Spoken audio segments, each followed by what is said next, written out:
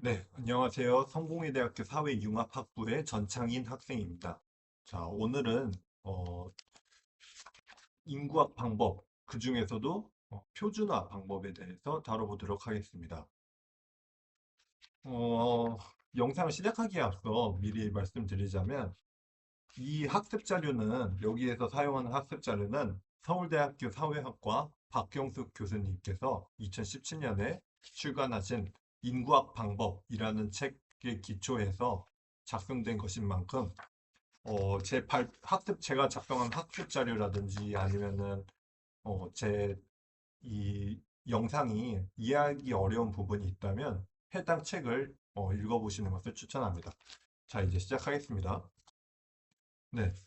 일단은 왜 표준화가 필요한지, 왜 요인분해를 하고, 왜 어떨 때 표준화가 필요한지, 그것에 대해서 살펴볼 텐데요. 일단 사회 현상은 하나의 원인만으로 설명하기 어렵다는 것이 제일 큰 이유입니다. 사회 현상은 여러 요인이 복합적으로 연관되어 있습니다. 예를 들어 임금은 교육 수준이나 예를 들어 학력이나 연령 등의 개인 요인에 의해서도 결정되고 기업 조직이나 노동시장의 특성과 정치적 협상의 영향도 중요하다고 여겨집니다. 이러한 요인들은 서로가 독립적으로 임금에 영향을 미치기도 하지만 서로 연관되어 영향을 미치기도 합니다. 또 다른 예로 많은 사회에서 남성과 여성의 임금 수준은 차이가 납니다. 남녀의 임금 수준 차이도 여러 요인의 복합적인 영향에 따를 수 있는데요. 남녀가 종사하는 직종이 다를 수 있고, 동일 직종에서도 남녀 간 임금 수준 차이가 큰 것이 관행적일 수도 있습니다. 남녀 간 임금의 차이가 얼마나 남녀 직종 차이에 기인한지, 아니면 동일 직종 내 남녀 차별에 따른 것인지를 어떻게 분석할 수 있을까요?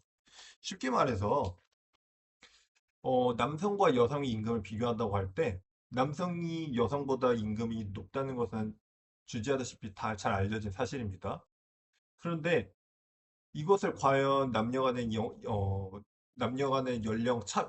성차별에 따른 임금 격차인지 아니면 그러니까 어떻게 얘기를 하냐면 예를 들어 남성의 경우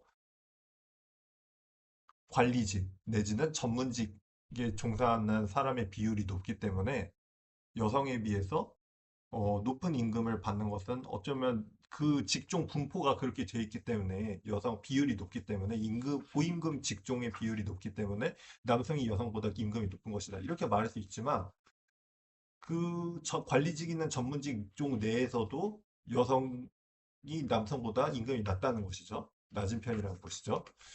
이러한 점에 기초해서 볼 때, 과연 직종 간의 차이인지 아니면 남녀 간의 성차별 때문인지 한번 분리해서 볼 필요가 있다는 것이죠. 그래서 이러한 이유 때문에 표준화 요인 분해가 필요한 것입니다. 자, 표준화. 표준화라고 하는 것은 살펴보고자 하는 요인 이외에 다른 조건을 동일하게 처리하는 과정으로서 요인의 효과를 통계적으로 분석할 때 일반적으로 활용하는 방법입니다. 표준화는 비율의 변화나 집단 간 차이를 구성 요소의 효과로 분해하는 거의 모든 절차에 적용되며 사회조사 분석이나 실험에서는 통제, 컨트롤 절차로 널리 알려져 있습니다. 쉽게 말해서 표준화. 예를 들어 남녀가 같은 직종 구성을 가진다고 하면 예를 들어 관리직, 전문직 비율이 남녀가 모두 같다고 하면 임금 차이는 얼마나 되는지 보는 것이죠. 이렇게 같다고 가정하는 것이고 요인분해는 차이점이 표준화와 다르게 여러 요인, 그러니까 한 가지 요인이 아니라 어, 여러 요인의 영향으로 두 가지 이상 여러 요인의 영향으로 나눈 것입니다.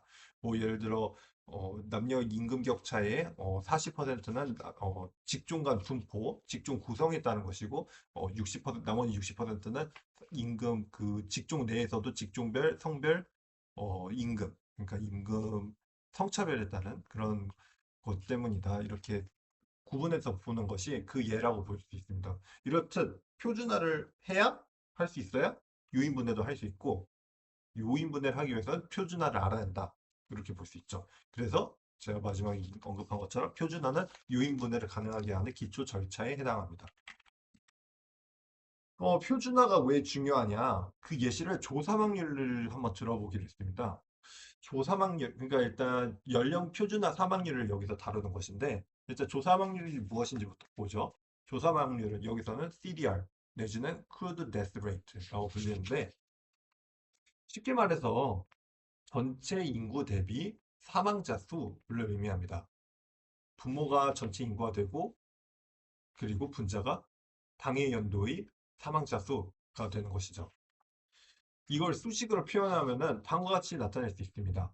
MXI는 연령별 사망률, 즉 당해 연도의 사망자 수, 아니 인구 규모에 대한 사망자 수의 비가 연령별 사망률이고 거기에 뭘 곱하냐? 연령별 인구 구성비, 즉 전체 인구에서 각 연령별 인구 비중을 나타내는 것이죠. 이게 X예요. 연령이 X예요.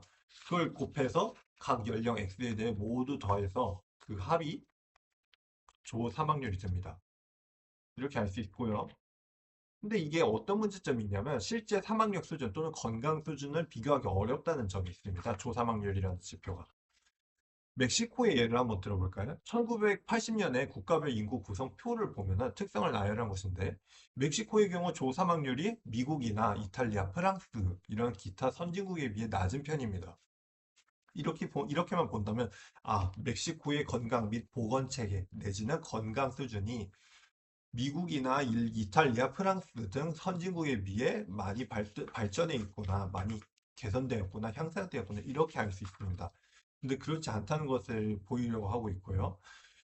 왜냐하면 여기서 나타나 있듯이 기대 수명이 66세로 미국이나 이탈리아, 프랑스 이 4개국 중에서 제일 낮습니다.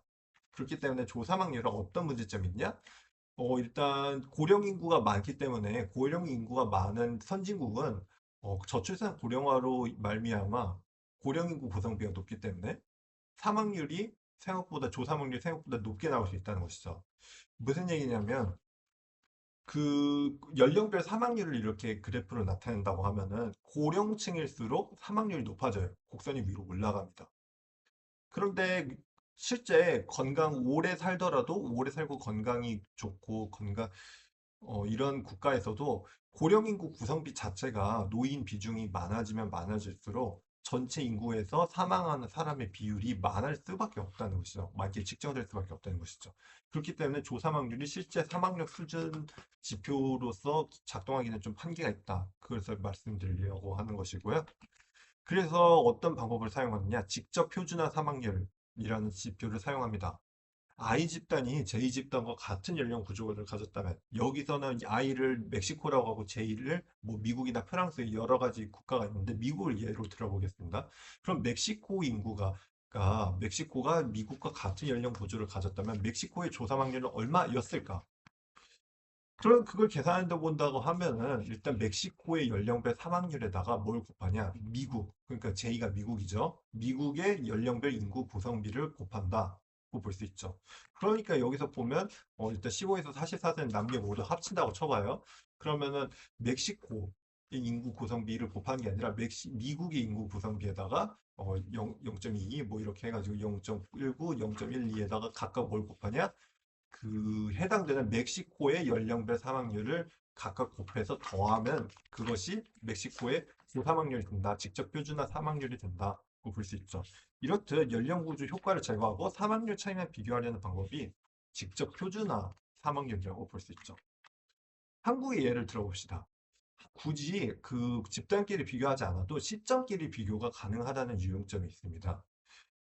여기서 보면은 일단 한국의 경우 65세 이상 고령 인구 구성비는 1980년에는 3.87%에 불과했으나 2000년에는 20년 동안 7.33으로 거의 2배 가까이 늘어났습니다. 고령 인구 구성비가 그렇다는 것이죠.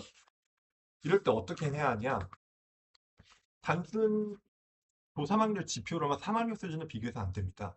예를 들어 조사망률의 경우 20년 동안 0.002밖에 안 줄어들었습니다. 이렇게 보면 크게 개선된 게 없고 큰 변화가 없는 것처럼 보이죠. 그러나 고령화가 진행됐기 때문에 어느 정도 이 조사망률 감소 효과를 그러니까 감소를 상쇄하는 역할을 했다는 것이죠. 했으면 알 수 있어요. 어떻게 할 수 있냐? 연령 표준화를 할 수 있습니다. 예를 들어 1980년 멕시코 인구를 미국이 연령 구조에 표준화해서 조사망률을 추정하듯이 이번에는 1980년의 사망률을 2000년 연령구조에 표준화시켜서 사망률을 추정하면 기존의 조사망률은 1980년에 조사망률은 0.007이었다가 표준화 이후에는 0.011로 늘어난다는 것을 알 수 있죠. 거꾸로 2000년의 연령별 사망률을 1980년 연령구조에 표준화시켜서 조사망률을 추정하면 0.005에서 2000년 조사망률 0.005에서 표준화 이후 0.003으로 줄어든다는 것이죠. 이렇게 하면은 앞서 나타낸 것처럼